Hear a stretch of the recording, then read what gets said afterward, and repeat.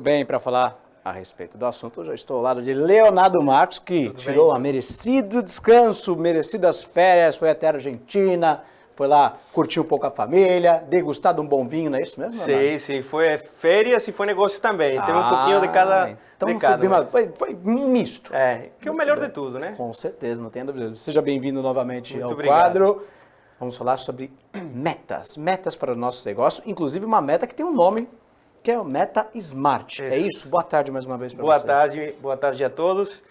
Sim, Thiago, está relacionado com o planejamento estratégico, né? Então, uma das principais questões, né, que os empresários às vezes têm dificuldade é estabelecer metas de forma correta, de forma inteligente. E é aí que surge esse método SMART, que é a tradução, né, do inglês para o português seriam metas inteligentes. Metas inteligentes. Inclusive, nós temos um quadro, né? Exatamente. Smart aí para vocês. Temos aí, então, de que se trata esse método? Cada letra faz referência a um critério que essa meta deve cumprir, né? Então, temos, pensando aqui pela S, tem que ser uma meta, um objetivo específico. Certo. O que significa isso? Quanto mais específico a gente é, melhor a gente sabe aonde quer chegar.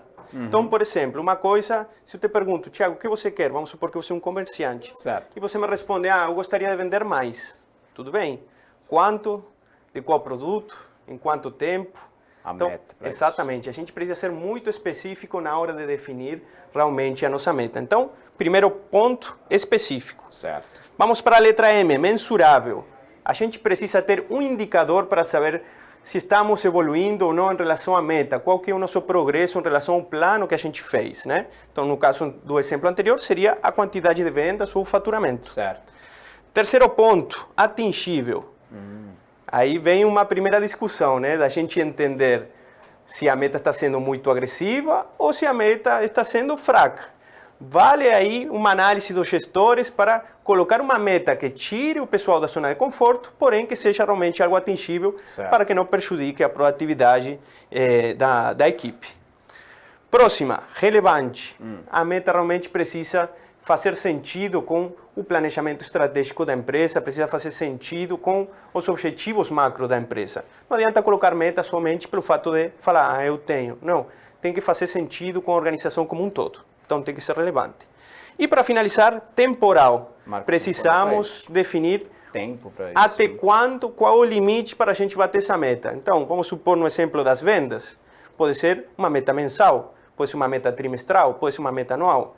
Tudo vai depender daquilo que a gente estiver planejando e de qual seja o objetivo. E aí vai seguindo a cada passo aí, né? Bem interessante mesmo. Smart, então específico em inglês, né? Específico. Então você ter uma meta, quero chegar nisso, deixar o negócio claramente.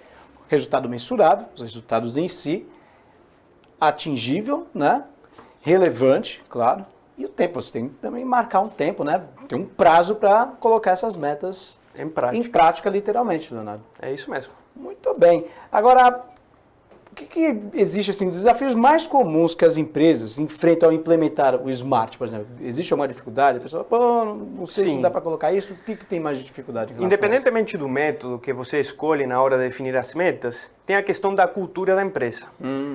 Empresas que nunca trabalharam com metas ou não estão acostumadas a ser cobradas por atingimento a uma meta, vai exigir um tempo de adaptação, né? Porque se você não estava acostumado do dia para a noite, empresa a te cobrar, né? Existe uma resistência, então aí o gestor tem que dar esse tempo de adaptação para que o funcionário consiga assimilar essa meta, consiga sentir a responsabilidade de cumprimento e a partir daí é lógico, ter recompensas quando isso é alcançado. Então esse é um dos primeiros desafios que as empresas têm. Outro desafio tem a ver com essa letrinha aqui que é atingível. O atingível? Exatamente. Por que, Leonardo? Não colocar uma meta muito elevada, como eu falei antes, né?